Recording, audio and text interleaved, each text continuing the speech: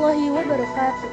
Selamat siang pemirsa, berjumpa lagi dengan saya, Sayyidah Syafira Kamilia dalam acara seputar berita edisi Jumat 27 September 2024 untuk menggambarkan berita-berita yang aktual dan terpercaya yang sudah kami rangkum dalam seputar berita pagi ini.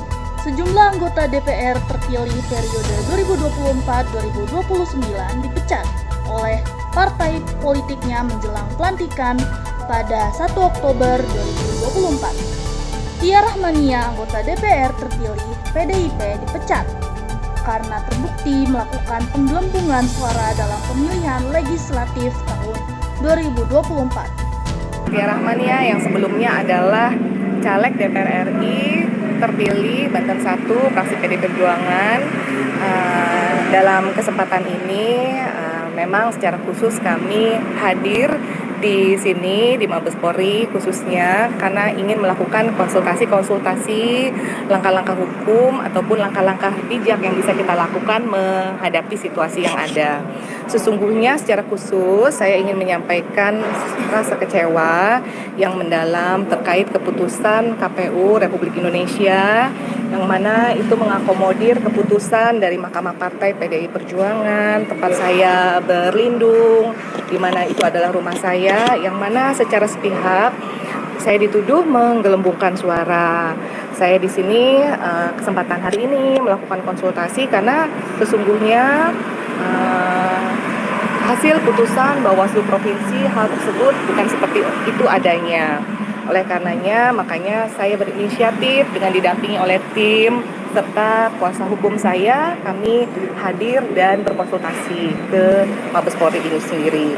Perlu saya katakan kepada teman-teman media yang ada di sini, saya bertujuan untuk membersihkan nama baik saya. Saya seorang dosen, saya juga seorang ibu, dan saya tidak ingin dikenal masyarakat sebagai seseorang yang tidak berintegritas.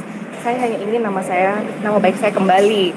Ini bukan bicara tentang kembalinya atau saya menjadi legislator kembali di periode 2024, tapi yang lebih tepat lagi adalah saya ingin membersihkan nama baik saya.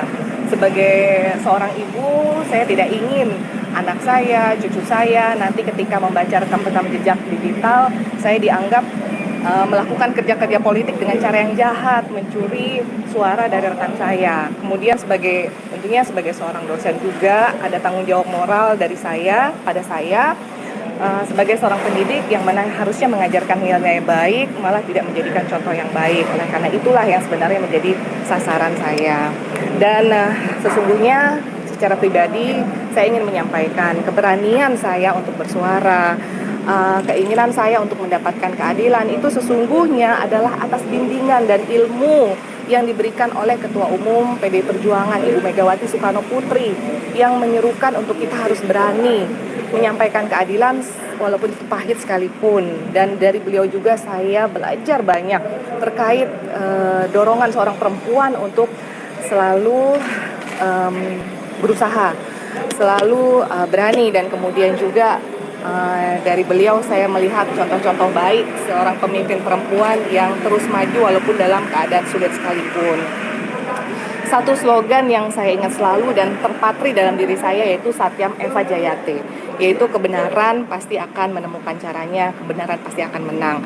Oleh karenanya saya secara khusus menghormati Partai PDI Perjuangan, tempat kemampuan politik saya itu berkembang, bertumbuh, serta para senior dan teman-teman saya di Partai PDI Perjuangan yang merupakan keluarga saya sesungguhnya. Dan secara khusus juga kepada keluarga saya serta masyarakat di Indonesia yang melihat dan memberikan atensi pada saya pada kasus ini, saya mengucapkan terima kasih atas simpatinya. Mudah-mudahan ini akan membawa kebaikan ke depannya.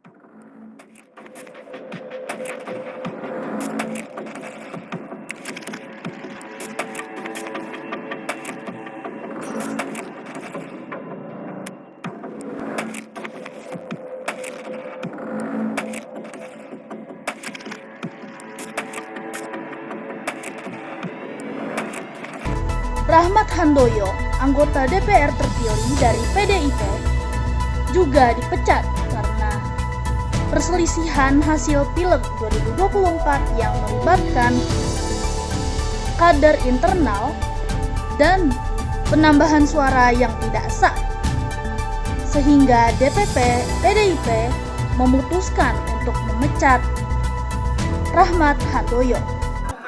Gerombolan politik, ini organisasi politik yang punya aturan main ditaati oleh semua orang. Ya, jadi pertama kita bersyukur ya bahwa meskipun kita dihadang dari seluruh penjuru untuk PDI Perjuangan tidak mendaftarkan calon, tapi akhirnya Tuhan tidak tidur. Jadi kita semua mendaftarkan di seluruh Indonesia dan pada kader dan simpatisan PDI Perjuangan, bahkan seluruh masyarakat di Sulawesi Selatan, saya kira Pak calon gubernur kita jelas track recordnya selama memimpin Kota Makassar, dan kita mohon dukungan untuk gubernur Provinsi Sulawesi. Pak Komarudin, soal lain, kapan apakah ada info pertemuan Mega dengan Prabowo? Itu urusan nasional, nanti kita bicara di nasional. Kali ini kita bicara urusan pilkada dulu, pilkada Sulawesi Selatan saja. Izin Pak, soal Tia Pak yang dapil Banten kemarin yang dipecat Pak. Ternyata ada juga Pak Rahayu dapil Blitar yang juga diduga akan dipecat sebagai meloloskan anak dari Ibu Rahayu. Kita belum pernah bahas soal Ibu Rahayu ya. Yang kemarin Tia itu memang kita bukan Tia sendiri. Kasus yang terdaftar di Mahkamah Partai itu sebanyak 135 kasus. Jadi bukan mereka aja, ya. Bukan mereka berdua saja, bukan Rahmat Tia sama Ibu Tia sama Pak Rahmat Handoyo saja, tetapi ada 135 kasus di seluruh Indonesia. Dan dari 135 itu 11 yang diterima oleh Mahkamah Partai. Dan setelah Mahkamah Partai melakukan sidang-sidang, 11 yang diterima itu dua dari yang diterima 11 itu adalah Ibu Rahmat sama Pak Rahmat Handoyo. Oke. Jadi itulah kita. Jadi prosesnya begini, kita setelah Mahkamah Konstitusi memutuskan bahwa ada pelanggaran, maka mereka diberi pilihan dua hal. Dia mundur sebagai kader partai. Kita ini bukan gerombolan politik.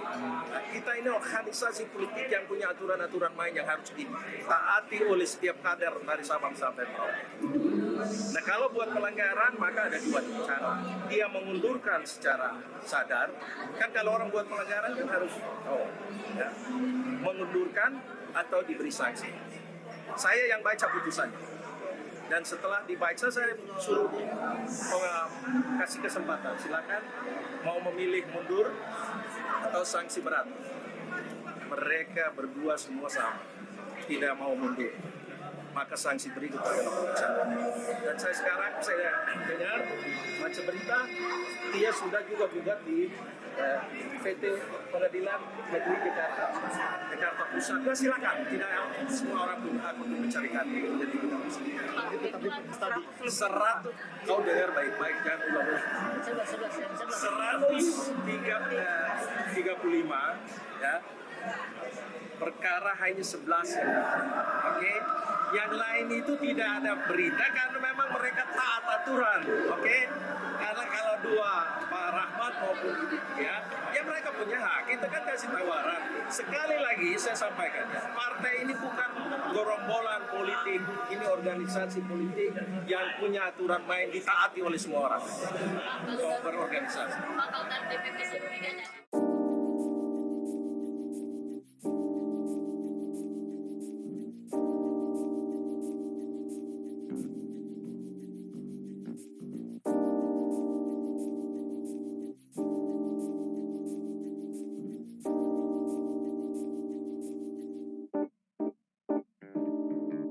Demikianlah laporan kami mengenai pemecatan sejumlah anggota DPR terpilih menjelang pelan. Tetaplah bersama saya untuk mendapatkan informasi terbaru seputar dunia politik.